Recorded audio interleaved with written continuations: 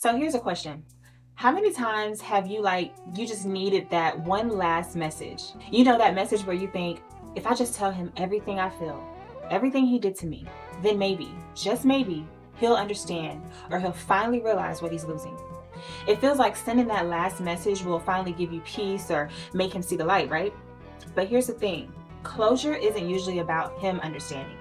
It's about you coming to terms with the situation. And real closure, it's something you give to yourself, not something you get from him. This topic actually came to me because someone I know was going through a similar situation in their relationship, and she had decided to end it, but right before that, she sent a long message to this guy. And after she had already sent it, she asked me to proofread it, which didn't really make much sense to me because it was already out there. But I think she just wanted a second opinion to make sure it didn't sound crazy. And honestly, the old me who thought that sending long messages like that worked, I might have told her, yeah, that was a good message. He'll see it, he'll read it. But the new me, the me who has learned from my own mistakes, realized that those long messages only serve to validate him. In his mind, he's probably thinking, she's still not over me. She ain't going nowhere. For me, I don't like giving a man that kind of ego boost, especially when he's hurt me. I find power in taking my own energy back when I know I've been mistreated.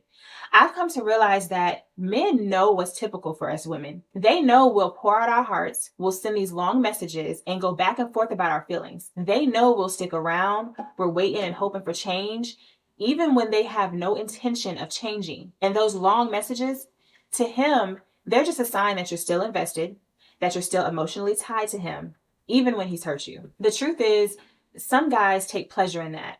When you're crying over him, when he sees that pain, for some men, it's just an ego boost. But here's the thing. As you grow wiser as a woman, you realize that feeding into his ego doesn't serve you. And when you're really done, don't give him what he expects. Don't send those long messages. Don't cry in front of him or let him see you broken. If you need to cry, do it in private. Because when you hold back, when you stop giving him that satisfaction, you're reclaiming your own power. I remember a time when I was going through this myself. I had been seeing this guy for months and things were good at first. He'd say all the right things. He'd make me feel like the potential was there. But over time, his actions started to get more and more inconsistent. One minute, he'd be so sweet. He was real attentive and I feel like we were heading somewhere. And then out of nowhere, he'd go cold on me. It was like a constant cycle of highs and lows. So when I finally decided to end things, I had this urge to send him this huge message detailing every little thing he did, everything I felt, hoping he finally understand the impact he had on me. I wanted him to know the hurt, to see what he was letting go of, and maybe, just maybe, to make him realize what he was losing. I spent hours writing it out and I was proofreading it and just pouring everything into it. But then I sat back and I thought, what am I actually hoping this will accomplish? If he didn't see my worth while he had me, was this message really going to make him see it now? And at that moment, I realized that sending it wouldn't give me peace. It would just leave me waiting for a response, for a validation from someone who had already shown me that he wasn't capable of giving me what I needed. So instead of hitting send, I deleted that whole message. And that was the first step towards finding closure within myself. Most of us think of closure as getting answers, getting explanations, or hearing that final apology that makes everything feel resolved. It's like we think that if we just have that one final conversation, that one text, or that one phone call, we'd be able to move on. But real closure doesn't work that way. It's not about what the other person says or does. It's about you deciding to let go. Closure is a choice, a shift in your heart and in your mind. So if you're feeling that pull to send a text message, hoping it'll somehow close the book on things, I'm here to tell you, closure doesn't come from them. It's actually about saying, this chapter is done and I'm ready to move on. But here's the truth. Whatever you're hoping he'll say in that message, the real peace is going to come from accepting what happened and choosing to let it go on your terms. Let's get real about that last message you're thinking about sending. So you might believe that by pouring your heart out one final time, he'll finally understand what he's done or maybe even change. But here's the reality. If he wasn't hearing you before, he's probably not going to hear you now. And sending that last message usually doesn't create the change you're hoping for. Instead, it often leaves you feeling just as empty or even more hurt because you're putting your peace in his hands. Think about it. If he didn't take your feelings seriously before, or if he didn't respond to your needs in the relationship, why would this message suddenly make everything okay and make him realize everything? It's about accepting that he didn't. And that's okay. Because when you look for closure through someone else, you're giving them the power to define your peace. True closure happens when you decide that your peace isn't dependent on anyone else's validation. Let's talk about what's really going on when we crave closure from someone else. Deep down, we often want that last message because we're seeking validation. We want them to acknowledge our feelings, to admit that they were wrong, or to show some kind of care about what we went through. And while that's totally normal, that's also what keeps us emotionally attached to someone who's no longer serving us. And I know some people might argue with me on this. They'll say things like, no, I really just need closure. I put up with so much from him. I was there for him. I held him down. I've been through everything with him. He owes me that. I get it.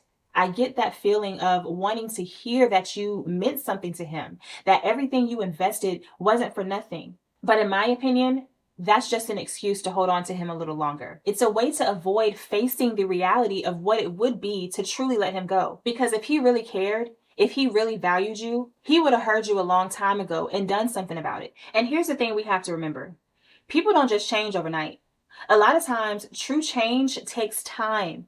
And that's if they even want to change or see a need to. Just like it takes time for you to heal and for you to find yourself again and get back to what matters, it also takes time for a guy to reflect, to grow, and to make real changes in himself. Sometimes he may even need to go through his own experiences to realize what he's missing. And the reality, that could take months, even years. So if you're holding on to hope, thinking he's going to come back as a different man, know that you're holding on to a version of him that may not even exist yet or ever. And it's interesting, but as women, we often feel like we need to send that final long message when we're leaving someone, thinking that maybe if we explain everything we've been feeling, it'll make him understand or even change his mind. We pour out all of these thoughts and these things that we've already said multiple times, almost like we're hoping he'll magically get it this time. But the reality is, if he didn't change when you communicated your needs the first time, the second, or the third, then a goodbye message isn't going to change anything either. Why do we do this? I think it's because there's still an attachment there, a small part of us holding on to a false sense of hope that maybe if we lay it all out this one last time, he'll see what he's losing and things will shift. But here's the hard truth. It doesn't work like that. If he didn't respond to you asking for consistency or commitment before, he's not likely to respond now.